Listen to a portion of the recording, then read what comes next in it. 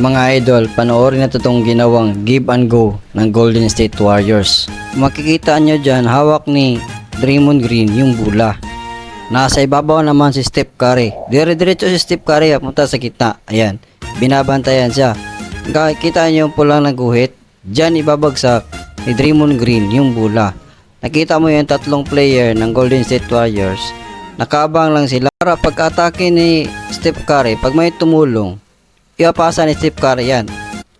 Yan, pagkatanggap ni Steph Curry ng bola, hinarang kaagad siya ng second defender para hindi makapagpatuloy sa pagliat. Naiwan namang bukas itong si Jonathan Kuminga.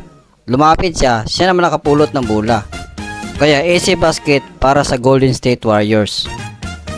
Yan, panoorin niyo mabuti mga idol. Pwede niyo rin gayahin ang play na ito. This time, sa give and go na ito, si Klay Thompson naman ang gagawa.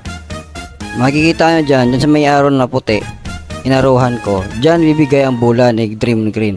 At si Klay Thompson naman, kailangan niya magkalagpas dyan sa kanyang defender. Kailangan maunahan niya towards the basket.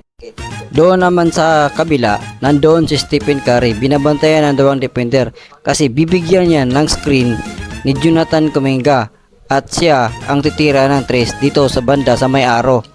Nang napansin ni George Hill na lumalapit itong si Jonathan Kuminga, hindi na isang dalawang isip, lumapit siya. Nag-close out kaagad siya. Baka si Jonathan Kuminga ang kukuha ng bola.